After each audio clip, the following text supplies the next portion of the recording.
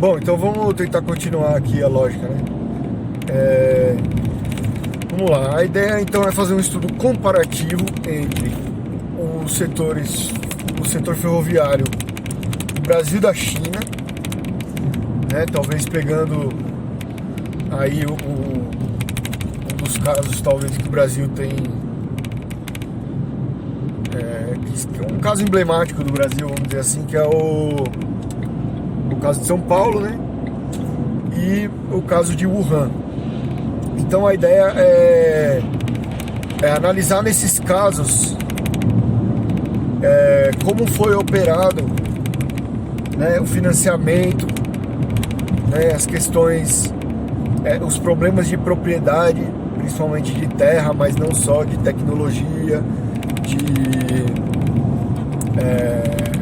de empresa mesmo, né, de gestão, de operação, né? Como foi operado tudo isso, né?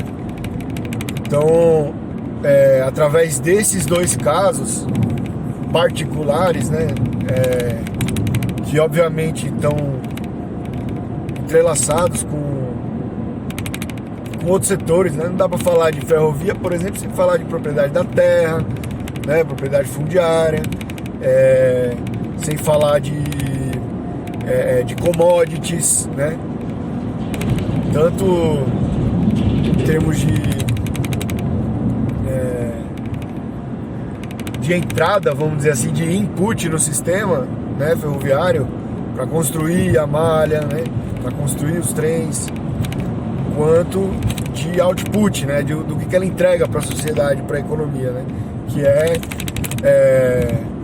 enfim, não só os produtos em si que ela carrega em cima dela e as pessoas, né, que ela carrega em cima dela, que a ferrovia carrega, mas também as dinâmicas que ela leva para os lugares, as dinâmicas econômicas que uma ferrovia leva para os lugares,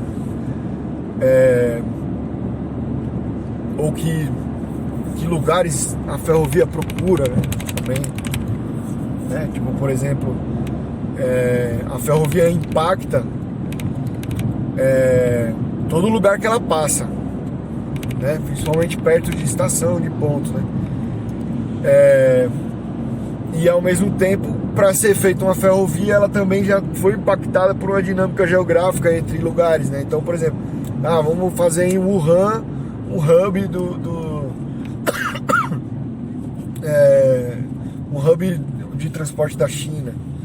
Então, Wuhan foi escolhida ali por ter alguma característica, uma cidade grande e tal, no meio ali da planície da China ali, enfim, entre as megalópolis, né, do norte e do sul, do leste e do oeste, né, por aí vai. Então, só para dizer que sempre dá para ver muito bem como a dialética funciona, né? Que as coisas são sempre uma via de mão dupla, né? A análise sociológica, as coisas sempre acontecem em relações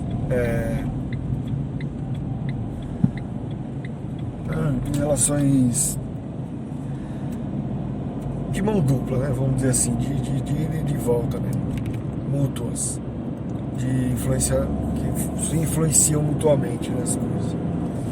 Mas bom, então é isso. Então eu quero analisar isso. Quero analisar como foi que o Wuhan construiu seu metrô, seu transporte sobre trilhos urbanos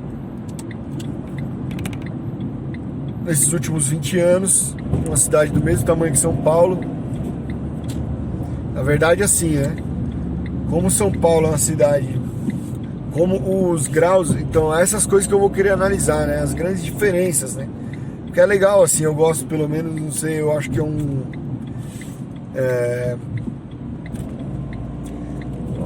dar uns pitacos metodológicos aqui, vai. Eu acho que a ciência, cara, para além de, lógico, ser aquilo que vai além das aparências, né? É também é a arte de diferenciar as coisas, né? A gente pode ver semelhanças em várias coisas, mas as coisas em si são sempre necessariamente diferentes umas das outras. Mesmo duas coisas que a gente tem como iguais, como idênticas.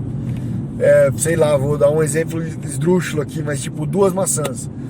Duas maçãs, elas podem ser tidas como duas unidades maçãs, né? Como se fossem duas coisas iguais. Pode ter duas maçãs idênticas, mas elas não são idênticas, porque alguma coisa de diferente elas têm uma das outras. Por exemplo, o fato de uma ser uma e outra ser a outra, tá em lugares diferentes na mesma hora, elas, né, nunca vão ser a mesma coisa, porque são duas maçãs diferentes, né? É impossível elas terem caído da árvore na mesma hora, no mesmo micronésimo de segundo, enfim. Só estou fazendo esse exercício para dizer que as coisas, elas só são coisas enquanto elas se diferenciam das outras coisas, sabe? E dialeticamente, ao mesmo tempo, essa diferença sempre vai ter a universalidade que elas, né, as duas coisas diferentes são coisas igualmente. Então, o curioso da gente tentar entender a realidade, eu acho que, e aí esse aspecto metodológico da comparação, aí são duas coisas diferentes, né? Eu acho que uma coisa por exemplo, se eu fosse resolver estudar só o setor ferroviário chinês, eu pegaria, eu tentaria falar do setor ferroviário chinês em relação às outras coisas que existem, em relação à economia como um todo, em relação, enfim, a economia global, sei lá, entendeu? Como que a gente define qualquer coisa com a relação que se tem com as outras coisas, né? A partir daí, da diferenciação das coisas, que a gente consegue entender as coisas. Mas bom, eu sempre que eu entro nessa parte meio metodológica, eu dou uma viajada demais, assim. Eu vou meio pra longe, mas eu acho importante isso. Não ir pra muito longe, mas entender essas coisas, né? Eu acho que o mais longe que se chega é no limite de você entender que a matéria, ao mesmo tempo que ela é tudo que a gente conhece, nada mais é que algum acontecimento, algum movimento da matéria. Ao mesmo tempo que você pode afirmar isso, você pode afirmar também, se você analisar a matéria de perto, a matéria não é nada. Então a dialética máxima é que tudo é nada também. Por que que eu posso dizer isso? Olhando para a matéria. Porque, por exemplo, um átomo é um modelo. O átomo, ele não existe daquela forma perfeita. Perfeito, eu digo, daquela forma, ele não existe exatamente igual da forma que ele é descrito pela química. Até porque, na verdade, a química descreve muito bem o fenômeno, mas de forma, inclusive, muito satisfatória. Tipo, ela serve para o que ela se propõe, né? Mas não sabe tudo o que está acontecendo, né? Como o átomo, os micronésimos de segundo, e enfim, não sabe tudo, tem sempre lacunas, né? E aí o que eu quero dizer com isso? Por exemplo, se você pegar o tamanho de um elétron para o tamanho do núcleo de um átomo, e a distância entre eles, você vai obter uma proporção, vamos supor, de 1 para 100. Tipo, o núcleo normalmente é umas 100 vezes maior que o elétron. Eu posso estar errado, viu, gente? Mas é por aí. Mas o mais importante disso tudo é que entre o núcleo e o elétron, ou o próton, ou o íon, sei lá, qualquer dessas partículas que rodeiam o núcleo, entre eles dois existe o vácuo.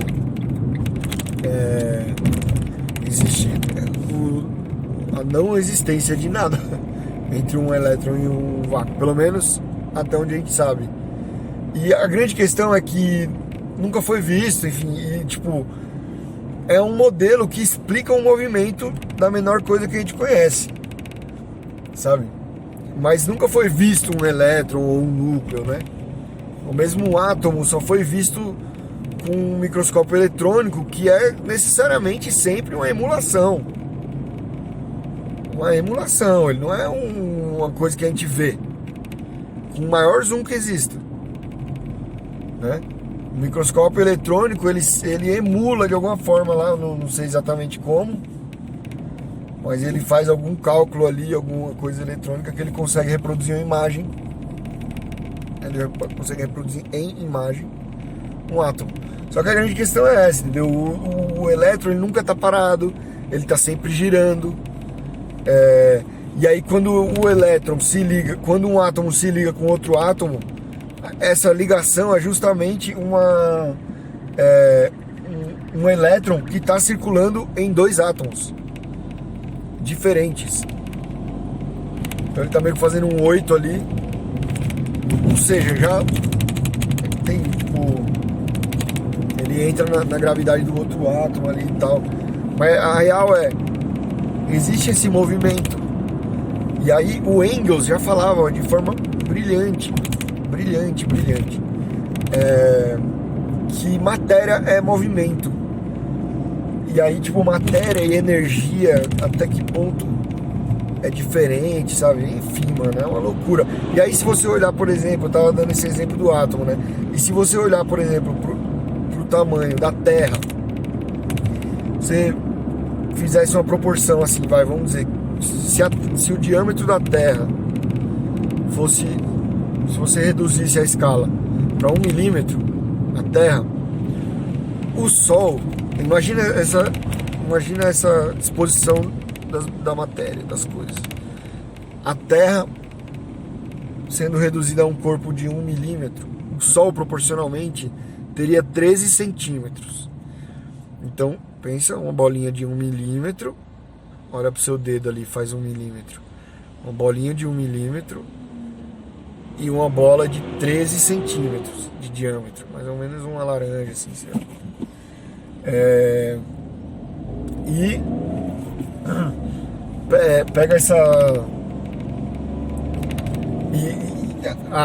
outra coisa importante aí é a distância entre eles. Então, entre essa laranja, vamos dizer assim, né, que é o Sol, e a Terra, que é uma coisa de 1 milímetro, tem 13 metros. 13 metros. Então imagina, dispõe, coloca numa rua assim. Imagina na sua cabeça uma rua, uma poeirinha de 1 milímetro, que é a Terra, e a 13 metros de distância, o Sol, que é uma laranja, o tamanho de uma laranja. E entre a Terra e o Sol, só tem duas coisas: Vênus e Marte e Mercúrio. Ou seja, é tudo vazio. E Vênus e Mercúrio são os dois menores que a Terra. Então eles têm os dois menos de 1 milímetro. E eles estão circulando o Sol. Então não necessariamente eles estão na linha reta entre o Sol e a... né? Eles não estão alinhados necessariamente. Agora, tá lá, girando. Então, o que eu quero dizer com isso aqui é a maior parte da matéria é vazio. Entendeu? O maior volume tanto de um átomo quanto do universo é ocupado por vazio. E aí se você pensar, não, mas aí dá pra pensar mais louco ainda, né? Porque nesse vazio do universo que eu falei agora, que é isso. Se você, beleza, você pega o sistema solar e compara com a galáxia mais próxima, a gente vai estar mais longe ainda. O bagulho é mais louco ainda. Tem mais vazio ainda, né? Mas enfim, se você... O que eu ia falar? Sim, dá pra pensar isso também, tipo, Entre a Terra e o Sol tem esses 13 metros de vazio, né, que na verdade são centenas de milhões de quilômetros de vazio, sendo que a própria Terra, essa Terra de 1 milímetro, e o Sol, essa Terra de 1 milímetro é na verdade uma coisa gigantesca, que é a Terra que a gente conhece, que tem tudo, e é onde aconteceu tudo, né, que a gente conhece, ou basicamente tudo que a gente conhece, e sendo que ela é formada também por essa matéria que é vazio também, entende? Que eu descrevi, são os átomos. Os átomos são coisas vazias, na verdade, né? Bom, é uma viagem. Por isso que eu falei, né? Que quando eu entro nessa parte metodológica eu viajo muito. Então, só para entender a realidade, assim, no sentido de que, tipo, as coisas... Se eu até agora estava falando de coisas materiais, de ciências naturais, já é complexo e altamente dialético, imagina então se a gente for falar da sociedade, né? Da complexidade da sociedade, que o ser humano é, até onde se conhece, o grau mais complexo de organização, o grau mais complexo de organização da matéria que a gente conhece. Ou seja, né, tem tudo muito organizado, né? O próprio desenho anatômico, aí passando disso também, que eu acho que ainda não tá, que eu acho que é aí que mora a contradição do ser humano ainda, que ainda tem muito a evoluir, que é na parte mais psicológica, mas já é muito mais avançado do que qualquer outro ser que a gente conhece, né? Mas é muito cheio de imperfeições, né? Mas já é já é capaz de fazer coisas que nenhum outro ser jamais, né, foi capaz, né? Ou pelo menos que a gente conhece, né? Então é isso, só queria dizer isso, que o importante de tudo isso é que é dialética, ou seja, então, primeiro de tudo é materialismo, né? Que existe uma realidade, esse tudo e esse nada existem, e eles não existem de qualquer forma. Eles não existem de nenhuma outra forma senão a forma que ele existe exatamente. Então a gente tem que descobrir ela. Então a gente pode, por exemplo, existe o erro, a interpretação errada das coisas. Ou seja, esse corpo organizado que é o ser humano ler a realidade de uma forma errada. Existe isso. Isso faz parte da realidade, né? De uma forma errada no sentido assim, vamos dizer,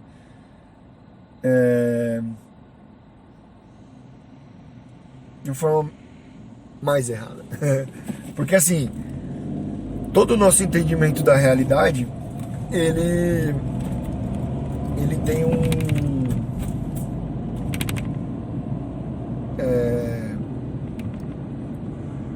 como a gente não, tipo, essa dialética que tudo se anula, né?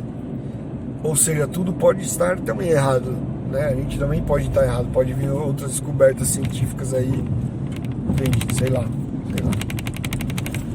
Só tô dizendo que a gente não tá totalmente certo, né? Então a gente trabalha com as evidências, né? A gente trabalha com as evidências que a gente tiver ao nosso alcance, né? Mas enfim, vamos lá. Aí a partir, eu queria, e aí a grande questão a grande coisa de um cientista social ou de um cientista da realidade, da totalidade, um cientista da totalidade. Isso é muito importante, porque a questão não é só estudar a sociedade, é estudar a realidade, como ela é, né? Enfim, o todo, né? Então, A grande questão é, quando você vai estudar qualquer uma dessas coisas, você vai pegar um universo de dados, né, de dados e de informações que você recebe através dos seus sentidos, mas também você terceiriza isso, vamos dizer assim, para toda a humanidade, para o conhecimento acumulado de toda a humanidade, né, as descobertas da matemática, enfim, da biologia, da geografia, tudo, né? O que está ao seu alcance, querendo ou não, é um grande acúmulo de descobertas, né? Em que nós, através da educação e da cultura, conseguimos dar grandes saltos com a simples reprodução, comunicação daquela descoberta. Grandes saltos que eu quero dizer tipo, o que a humanidade levou milhares de anos para descobrir, de forma intuitiva, né? Intuitiva, eu digo, não necessariamente ele buscou descobrir aquilo, mas em algum momento ele percebeu aquilo,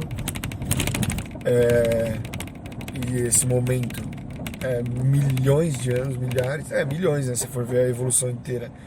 E se for ver o que é perceber as coisas, é justamente um estágio da evolução em que a organização da matéria é capaz, inclusive, de formular teorias e explicações sobre ela própria, né? Isso é louco. Mas enfim, é isso. Você analisa as coisas. Quando você vai analisar as coisas, o método seria: olha o todo, né? Você coleta dados do todo. Do todo, eu digo, de cada um dos particulares, de vários particulares. Você descreve eles em relação aos outros. E depois, quando você vai analisar o todo, você procura nesses vários indivíduos, né, esses vários elementos do seu estudo, padrões, leis, regras, né, do movimento. Então, e aí isso aí vale tanto para física e para química, né, quanto para ciências sociais. Então a gente vai pegar as várias histórias particulares, que necessariamente nada mais são do que como os particulares se relacionam com a história geral, né?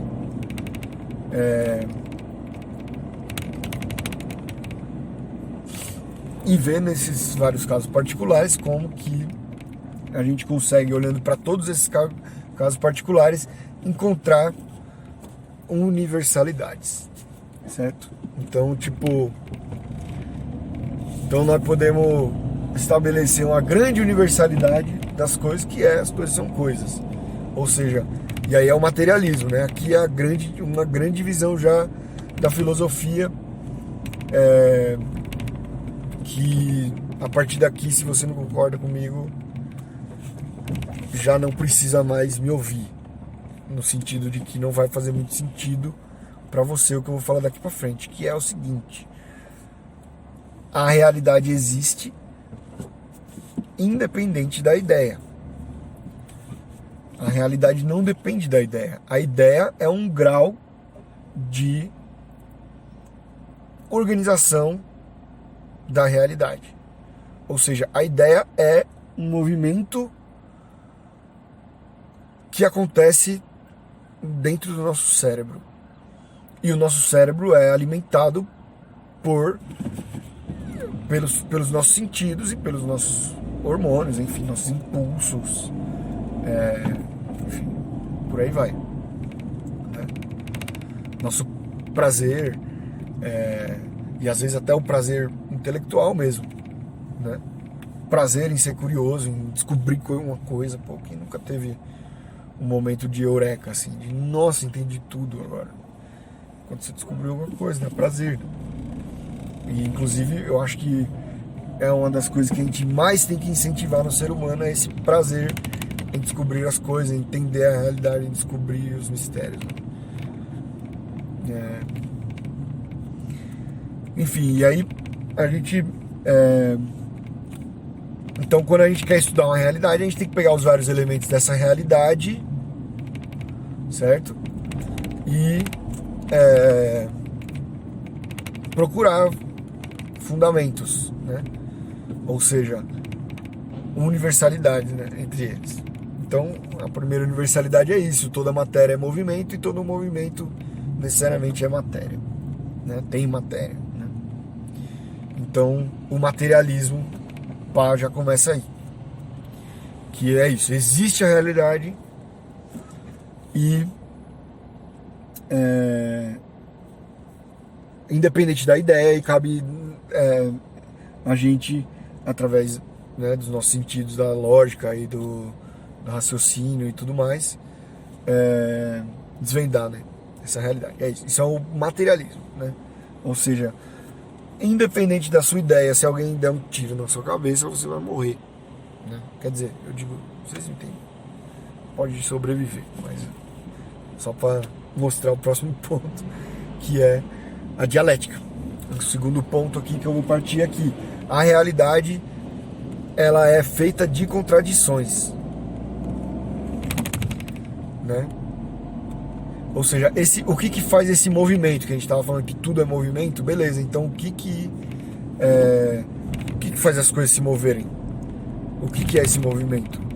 Né? Você pode dizer, não, o movimento que faz as coisas se moverem é energia. Sim, também. Mas de uma forma mais filosófica,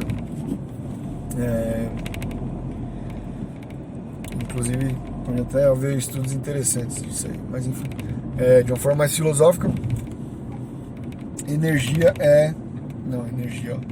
o que faz as coisas se moverem, o que eu quero dizer o que faz as coisas se moverem são as forças antagônicas. Eu estou tentando achar um jeito melhor de dizer isso, mas é isso: são as forças que se antagonizam na realidade, né?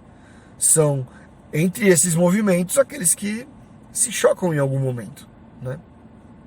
Então, tipo, o que faz o movimento das coisas mudarem, se alterarem, é quando existe nessas coisas uma contradição, e sempre existe uma contradição. A gente pode até argumentar a contradição fundamental, que é essa, que é o cheio e o vazio é a mesma coisa, né? Ou a gente pode, e aí a gente aceitando que, mesmo sendo o cheio e o vazio sendo a mesma coisa, as coisas da realidade não são qualquer coisa, elas são o que elas são. E a gente precisa encontrar quais são essas contradições. Bom, beleza. Tudo isso para dizer que quando a gente vai estudar uma coisa, a gente tem que enxergar as universalidades e as particularidades, né? Que é justamente aquilo que faz esse nosso objeto ser um objeto, existir na realidade, né? Que é a única coisa que né? Que é isso, né? Que é a coisa principal que liga tudo, é que tudo existe. Então, o fato de alguma coisa existir já o torna parte do universo, né? Parte da universalidade. E, portanto, sujeito às suas determinações, né, particulares. Então é isso. O que eu quero ver. Essa conversa aqui até, vamos ver se vai me ajudar ou me atrapalhar no meu tema. No seguinte sentido, eu quero estudar um caso particular, ou seja, um problema, assim, ó, vamos dizer, a economia, ela pode ter, bom, eu tô indo para economia, né? Então, e aí cabe aqui até também debater metodologicamente com o Rajum Chan, que é muito curioso, e eu não sei se ele tem a consciência disso ou não, que no livro dele, que é basicamente um curso de introdução à economia, ele de introdução à história do pensamento econômico, vamos dizer assim. É uma introdução à economia enquanto um caminho, né, de pensamento humano, né, de estudo dos homens, coisa que um objeto sobre o qual os homens se debruçaram há um tempo, vem se debruçando há um tempo para estudar. E eu acho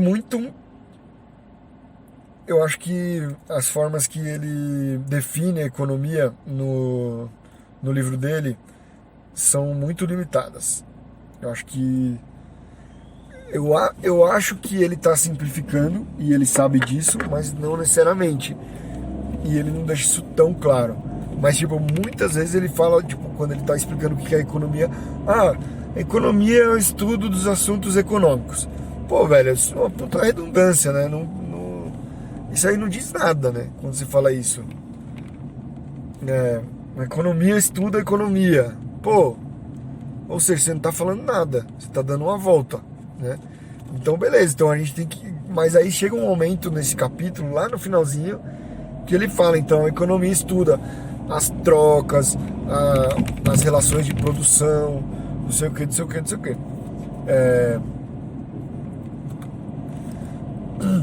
E aí, só que ele não dá muito destaque pra isso. Ele não fala que isso é um grande argumento. Ele fica repetindo que... os caras falando quem conceituou a economia, sabe? Mas enfim, pra mim, é meio difícil até realmente conceituar as ciências humanas, cada uma por si, porque elas têm o mesmo objeto, na verdade. O objeto é a sociedade.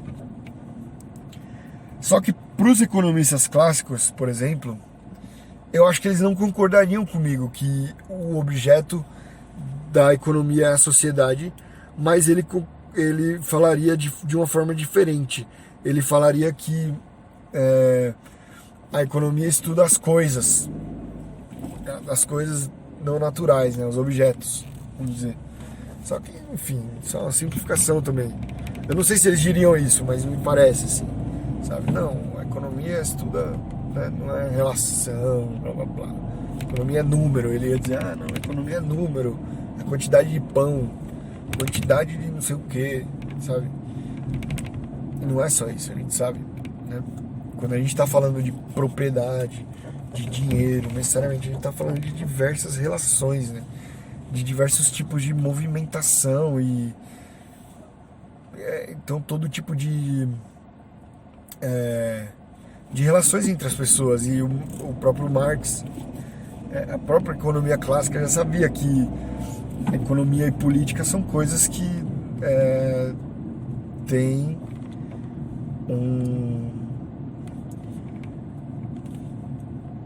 uma intersecção muito grande, né? Mas é isso, economia e política não são necessariamente objetos diferentes, são métodos diferentes, às vezes, de estudar a mesma coisa. Mas é isso, assim, eu definiria que a economia estuda como que os seres humanos se relacionam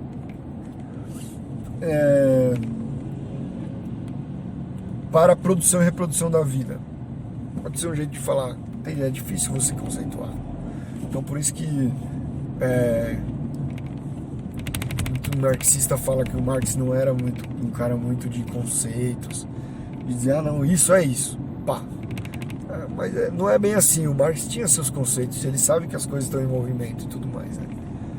Por isso também não dá pra você fechar um conceito totalmente. Mas é isso, assim, tipo, então, de um modo geral, por exemplo, os primeiros economistas, ele estava estudando o quê? Ele estava estudando, sim, quantidade de produção, como eram produzidos, como que as pessoas que produziam as coisas sobreviviam, né, enquanto elas estavam produzindo as coisas. Então, como que os seres humanos se organizam para dar conta das suas necessidades materiais. A gente podia dizer que a economia é isso, mas isso é verdade? Não é verdade. Quer dizer, é e não é. Porque, por exemplo, se eu pagar um professor de inglês para o meu filho, isso é economia? mas não tá necessariamente satisfazendo uma necessidade material. Aí você pensando de uma forma positivista que matéria é só aquilo que você encosta, não. Mas a necessidade de falar inglês e, enfim, a vontade ou necessidade de falar inglês e de que meu filho fale inglês, etc., ela vem do mundo real e material. Então ela também está na produção e reprodução material da vida. Enfim, só para dizer que conceituar a economia não é tão fácil, e porque ela é essa abertura, né? Ela é um campo que arbitrariamente um ser humano lá, o Adam Smith, chegou, ou talvez muito antes, mas chegou e falou: meu, vamos olhar para isso aqui com mais cuidado, foram tantos e tal, não sei o que. Por exemplo, se for ver a própria matemática, como que surgiu a matemática, você pode até dizer que a economia já surgiu junto com a matemática, que a matemática não surgiu porque alguém estava sem fazer nada e começou a brisar no 1, 2, 3, 4, 5, 6 e na relação entre 2 mais 2 é igual a 4 e tal. Não. A matemática surgiu quando começou a precisar contar as coisas. Tipo, a gente tem 5 pessoas e a gente precisa sobreviver por tanto tempo. E tem tanto de água, entendeu? Quanto que eu preciso tomar de água por dia para cada pessoa, tá ligado? Enfim, eu só quero dizer que, né, nessa parte, eu só quero dizer que não dá para conceituar a economia, não significa que que a economia não seja um conceito, entende? Elas são vários conceitos, na verdade. Ela é a partir do momento que alguém falou: pô, economia. Por que eu tô falando de economia? Porque a economia é isso. Agora hoje em dia tem também diferenças etimológicas no que a economia. Ela tem acepções diferentes, ela tem significados diferentes. Por exemplo, a economia pode ser o pensamento econômico, justamente, né, uma disciplina, né, uma área de estudo. Ou as pessoas podem usar o termo a economia também para falar da economia, do tipo da bolsa.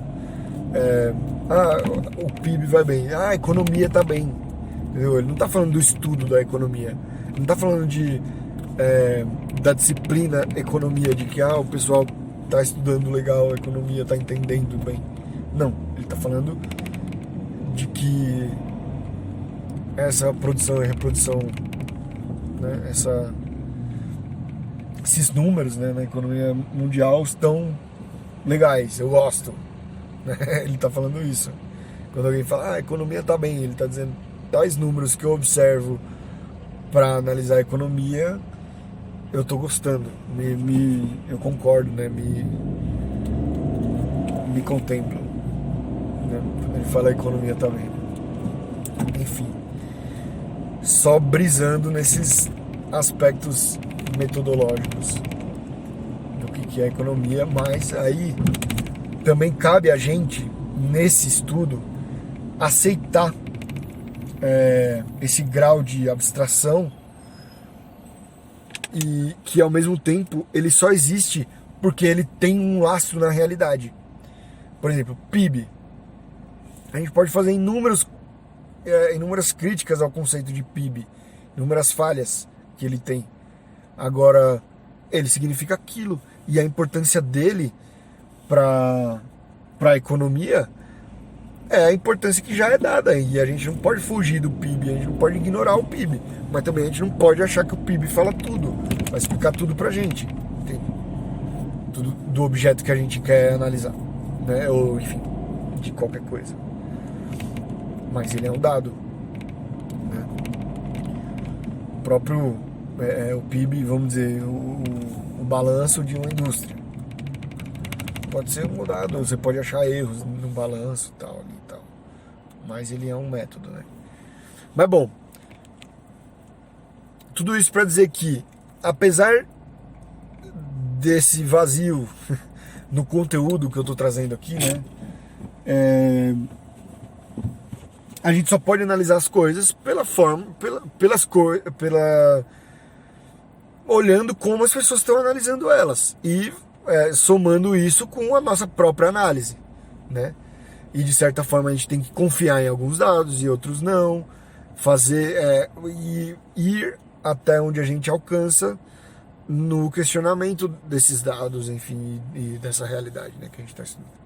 Então é isso. Metodologia, cara, não sei se foi muito bom ou se foi muito ruim, isso tudo que eu falei, mas eu penso muito assim, e eu acho que o marxismo é isso, sabe? E ele me ajuda por aí. Então, bom, partindo, né, de nada disso que eu falei é grande novidade, talvez alguma coisa ou outra seja, mas o marxismo para mim é isso.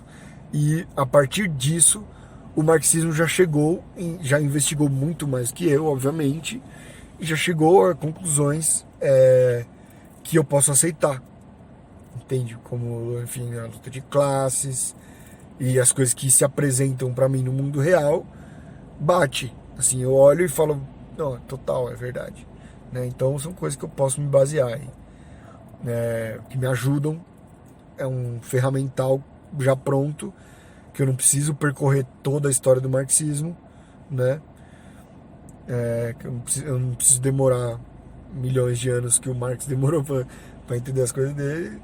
Mas enfim, só para entender isso, que tipo, eu posso errar, no sentido de que eu posso estar vendo dados errados ou eu posso chegar a conclusões erradas de dados certos, e eu posso ir por caminhos errados, né? E enfim, é isso, mas brisei aqui em filosofia, epistemologia e método, né, de análise da realidade, né? Eu acho que outra coisa importante também em método é isso, assim, a gente acho que outra superação que o marxismo traz, que é muito importante, que não tem a ver até com a dialética, mas tem também, é que quem está analisando, eu estou indo por um caminho novo que eu estou inventando agora para falar isso, que é o seguinte, quem está querendo analisar essa realidade, no caso do marxismo, eu tô dando voltas para falar da tese 11, tá, gente? Mas é para entender melhor essa tese 11 que é importante. Que é o seguinte, existe o objeto e existe o sujeito que está estudando esse objeto, né? Está se relacionando com esse objeto, primeiramente de uma forma totalmente dependente, né? Ou seja, você, pelo menos deveria ser assim, né? O método científico mais correto é tipo, as conclusões que você vai chegar depende totalmente do objeto e não de você. Você tem que, ao máximo, tentar se despir, né, das seus vícios, enfim,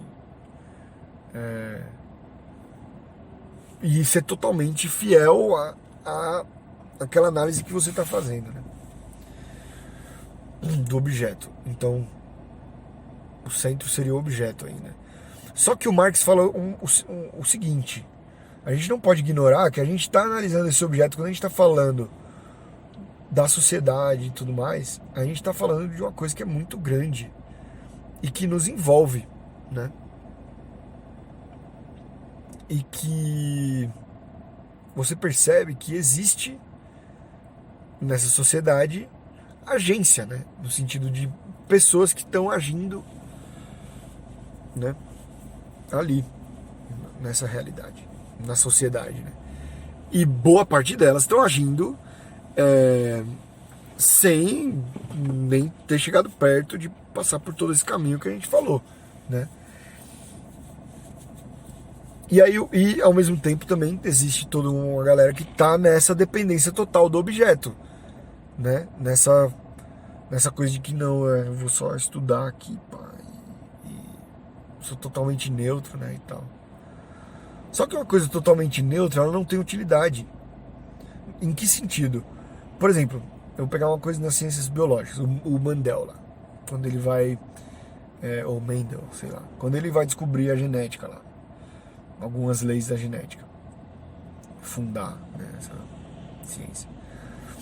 Ele tinha uma intenção, ele precisava ter a intenção de descobrir algo importante, porque, por exemplo, ele não ia querer ficar descrevendo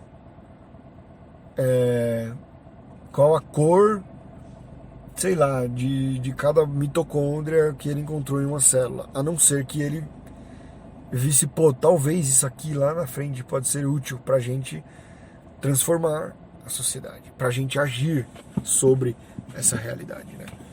Então é isso, assim, por mais neutro que pareça, ele não é simplesmente uma observação, não, eu vou descrever tudo. Ou só descrever. Porque se for só descrever, você não consegue. É impossível.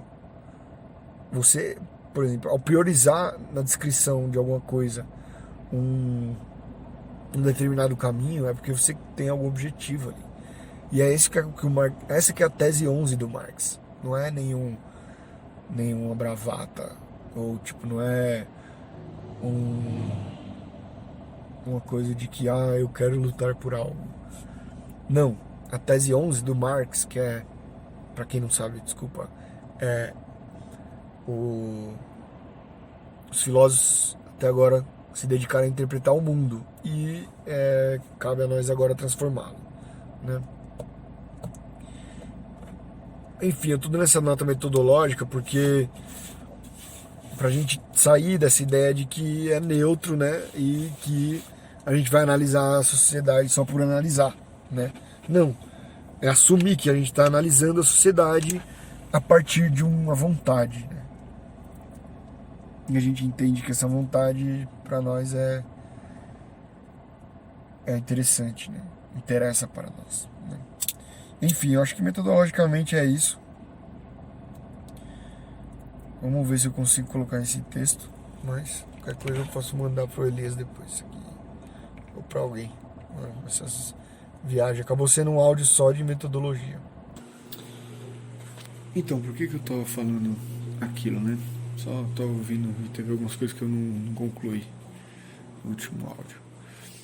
É o seguinte, por que eu tava falando aquilo, né? Que a ciência e, enfim, o conhecimento da realidade, ele nada mais é do que a arte de diferenciar as coisas, né?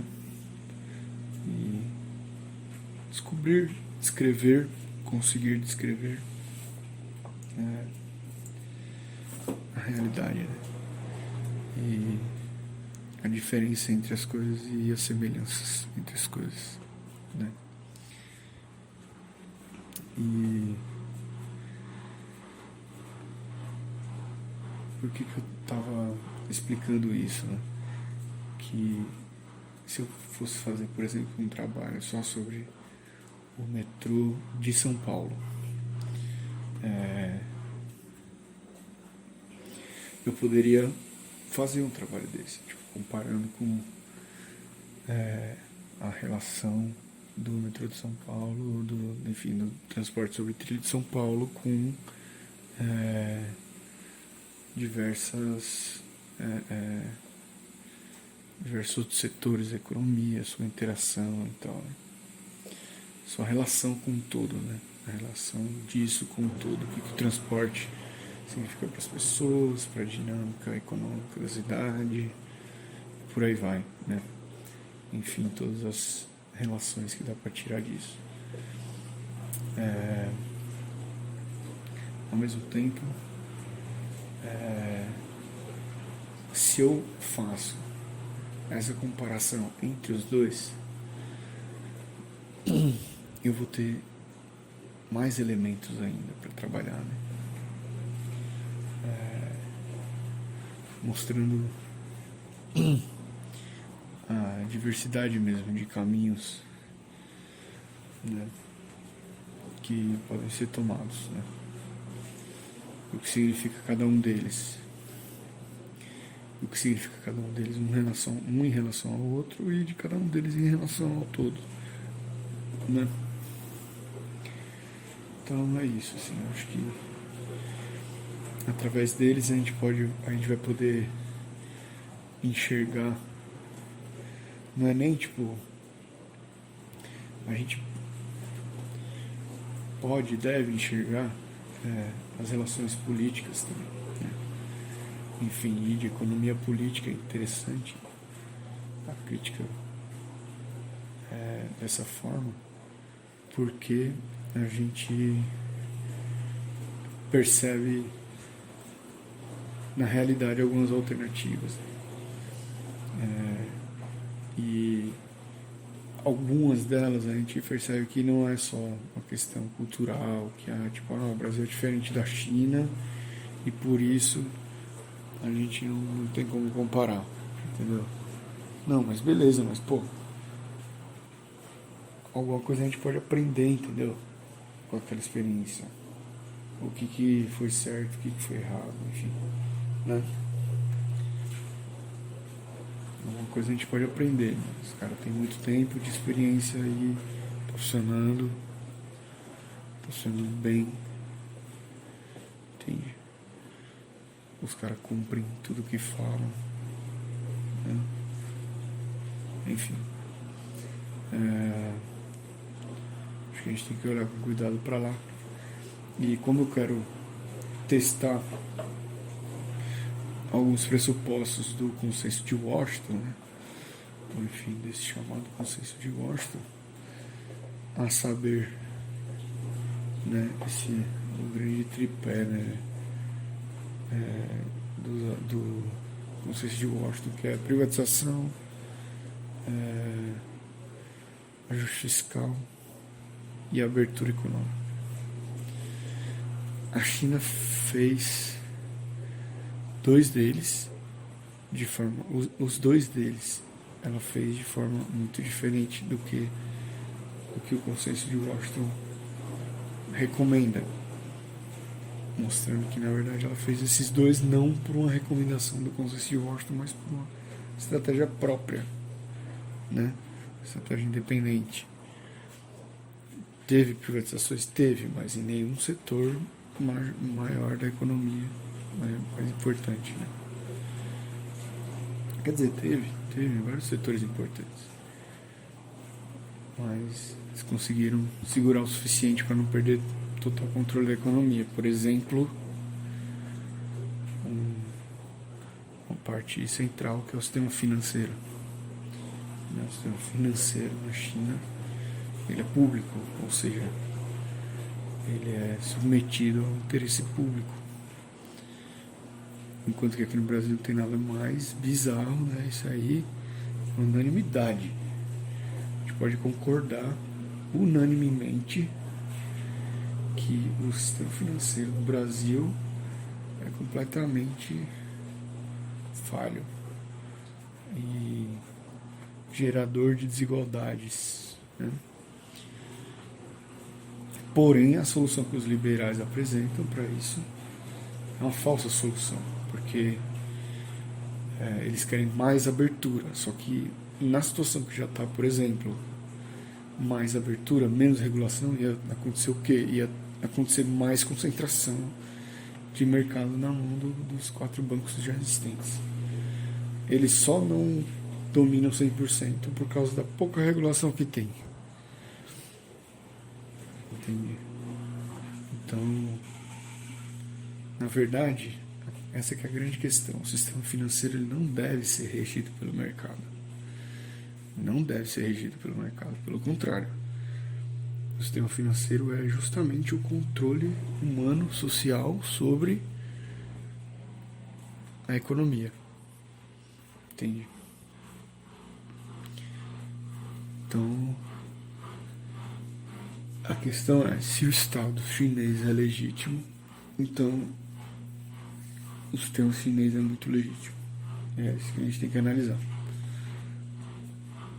E aí tem vários dados, né? Por exemplo, tem várias pesquisas que mostram mais de 90% de aprovação. Então, um dos países que tem a maior porcentagem de... Não, é o país que tem a maior porcentagem de pessoas que acreditam viver numa democracia. Só que é meio estranho esses dados também. Mas é uma pesquisa séria, de universidade séria.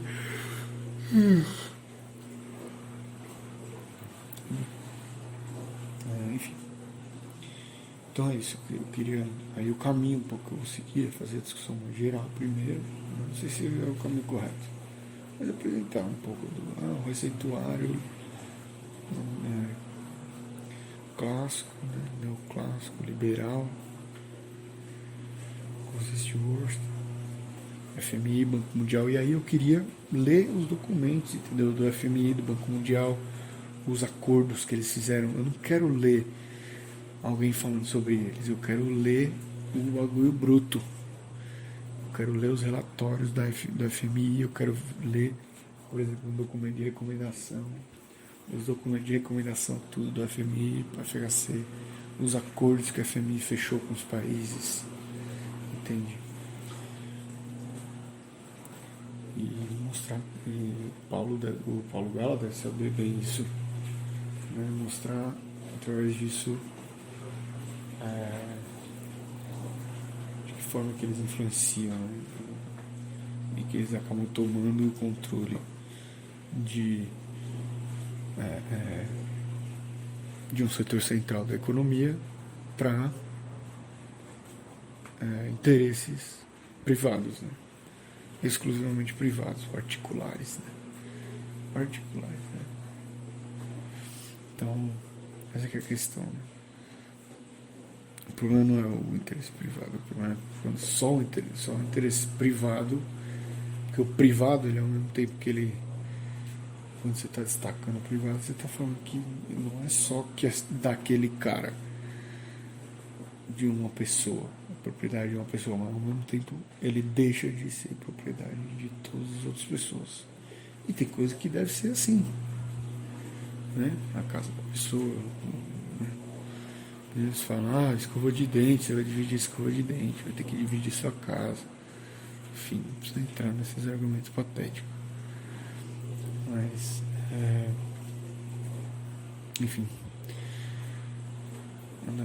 queria analisar isso, relações de propriedade, relações de trabalho, qual foi o grau de participação dos trabalhadores nas revoluções chinesas, né?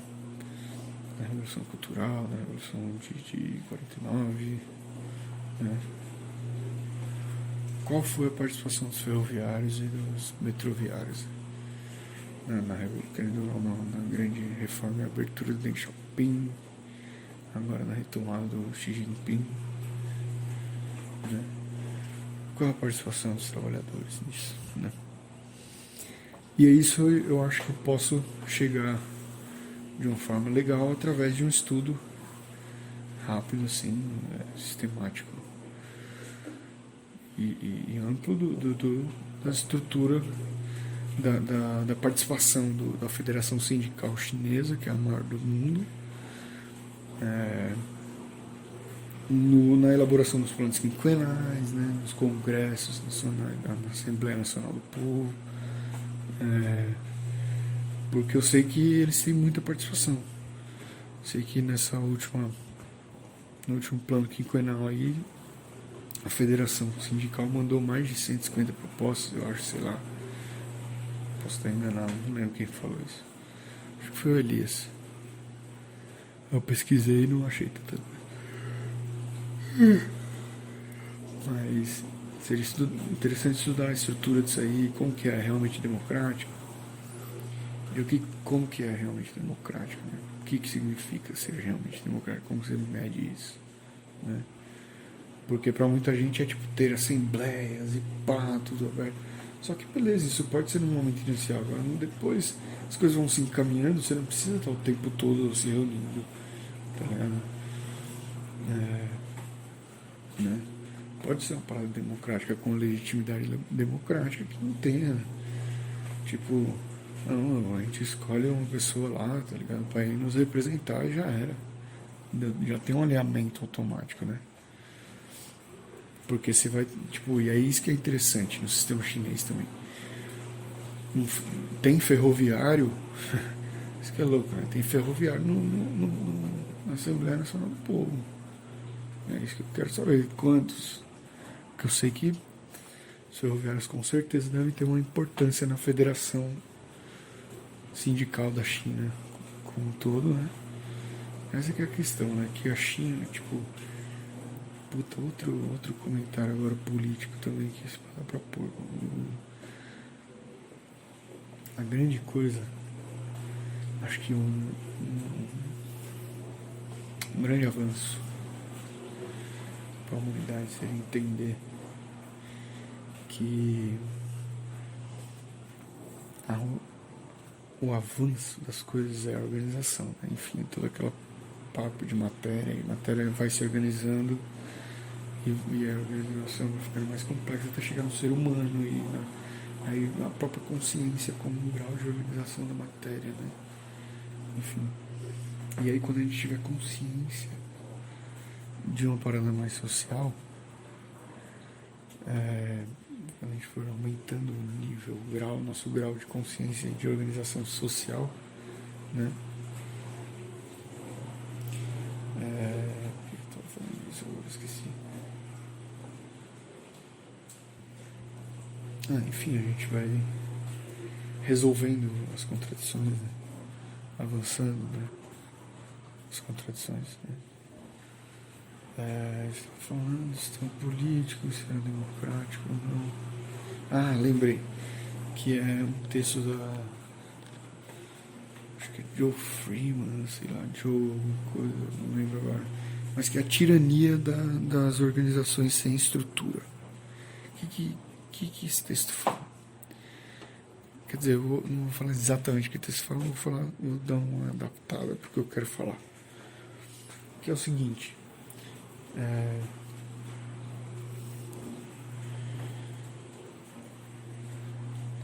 estruturas e sociais, estruturas socioeconômicas, políticas, tal, elas não surgem simplesmente por decreto.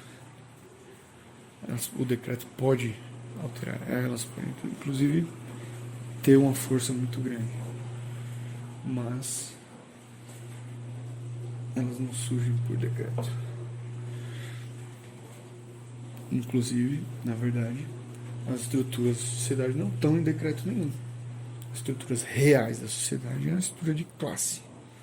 E ela não vem na testa de alguém, no documento de alguém, escrito lá, essa pessoa pertence à classe proletária. Não.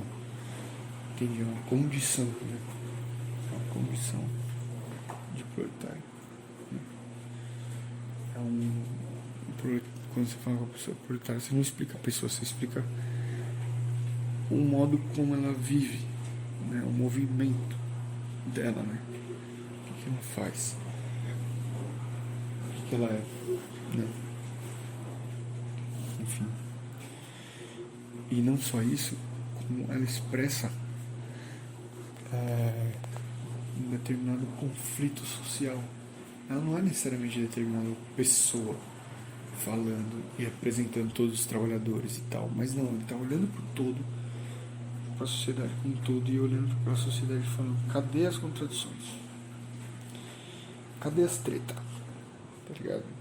Onde é que eu posso ver o que está em disputa? Tá ligado? Onde é que eu posso ver disputas aqui? Não. E obviamente não só disputas, como todos os outros tipos de cooperação, enfim,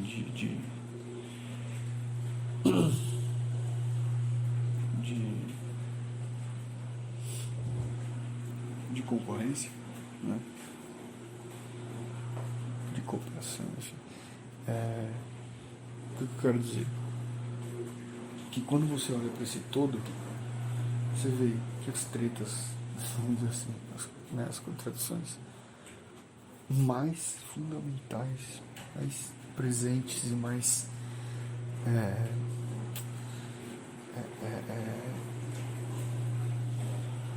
latentes na sociedade são aquelas contradições que se apresentam entre classes, E o que são essas classes? Então, né, Marx vai olhar para a sociedade, não Marx, né, na verdade. Quem apresenta a sociedade como um conjunto de classes já são os economistas clássicos, né? Sendo que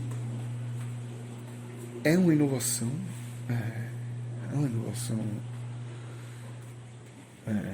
intelectual, vamos dizer assim, uma inovação científica no campo da ciência social, porque o Adam Smith faz, e enfim, o Ricardo, e até antes, né, acho que o Petit.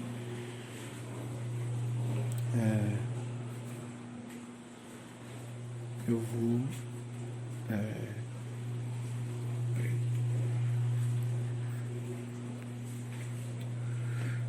Então, eles vêm com a explicação das classes sociais, que é justamente ele olha e fala: ó, tipo, tem essa disputa aqui que ela interessa e impacta objetivamente a vida de milhares de pessoas. Por exemplo, a disputa por salário mínimo, né? As disputas pela regulação da relação entre um operário e um patrão capitalista, dono de uma fábrica, né? Que foi o movimento cartista lá na Inglaterra, o primeiro deles, né?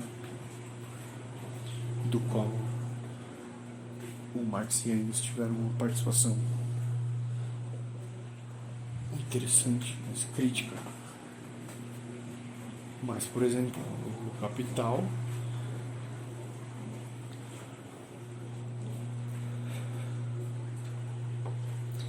ele é escrito com base em relatórios, quer dizer, ele é escrito, né? Tem partes lá importantes que ele pega de relatórios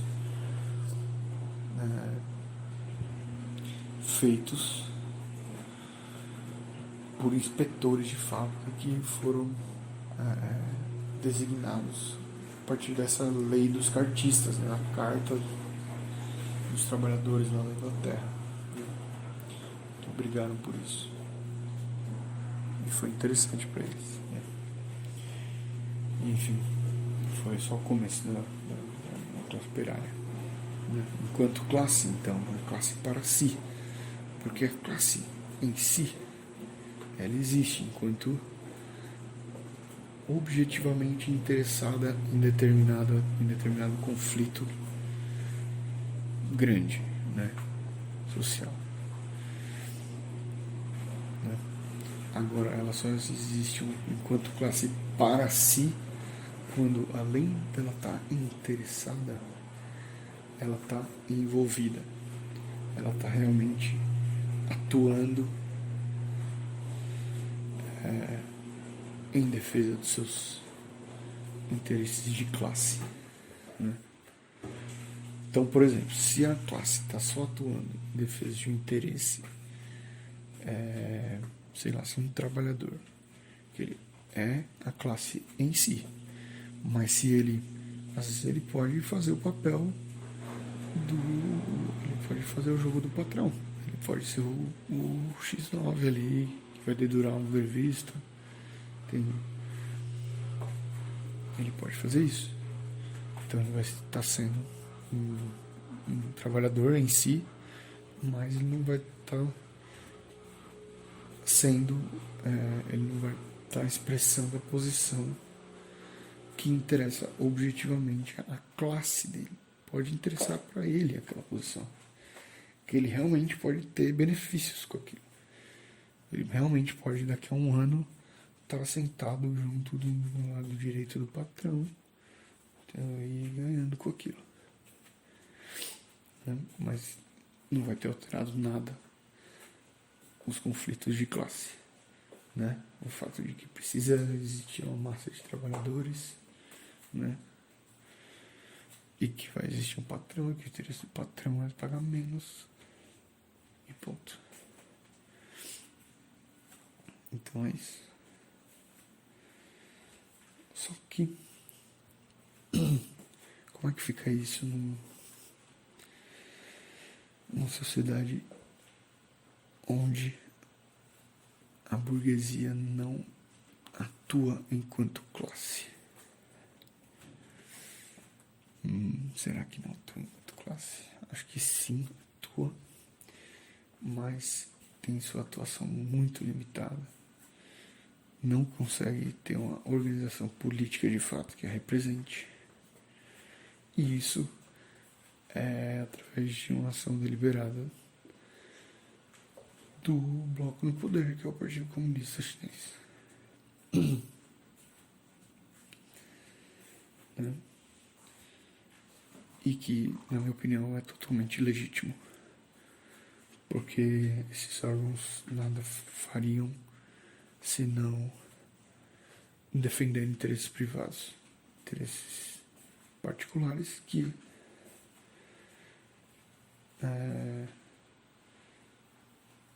eles vão continuar existindo, só que eles não vão ter prioridade em relação aos interesses públicos. É simples. Aliás, quando a gente fala, tem uma coisa muito interessante, né? Quando a gente fala, quando um conservador fala, vai trabalhar, vagabundo, não trabalha, né? Vai trabalhar. Ele está falando que o único jeito, o único momento que sua vida vale a pena é quando você está trabalhando. Porque aí a ideia teoricamente certa por trás disso é, não, vai fazer algo para alguém, né, no mercado aí, vai fazer algo de produtivo e esse alguém vai te recompensar com dinheiro. Ou seja, já parte daí que não é só uma questão de mérito, né? De você próprio construir a sua riqueza. Não, já é uma troca a partir do primeiro emprego, né? É uma coisa social. Por quê? Porque você vai estar trabalhando para aquele patrão. Só que não só. O patrão, teoricamente, ele também está sendo remunerado, porque ele, teoricamente, não estou falando no ideário liberal, tudo isso, né? É justo, é legítimo ele ser remunerado pelo mercado, porque o mercado remunera corretamente quem está fazendo um bem melhor na sociedade, né? Então, o mercado seria a melhor forma de remunerar o trabalho, né?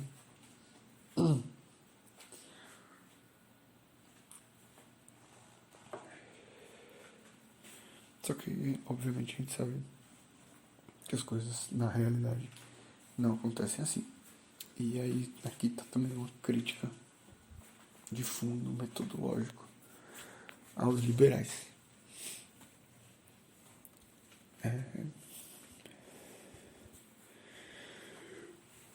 Eu acho que é completamente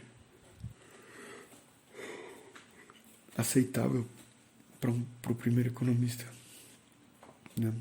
Um dos primeiros economistas, ser liberal, porque boa parte da ciência dele ele ainda está tentando fazer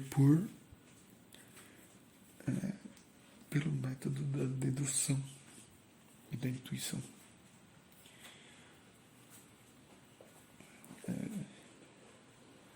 Então seria um método intuitivo, dedutivo, né?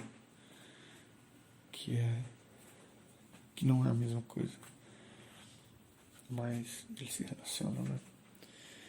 E seria isso, seria de tipo, não, eu penso numa situação ideal aqui, tipo, situação ideal que um liberal pensa, vai numa rua e tem uma hamburgueria e outra hamburgueria, e a hamburgueria melhor vai ganhar dinheiro e a pior vai perder dinheiro. Só que, ou seja, isso é uma situação totalmente específica, entende? Eles sempre justificam, não apresenta o movimento da economia como um todo, né? Enfim, não pensa na cadeia como um todo. Mas é normal, e por isso que o Marx avança em relação à economia política clássica, né? Enfim, eu não sei se estou tão inspirado, mas vamos ver o que sai.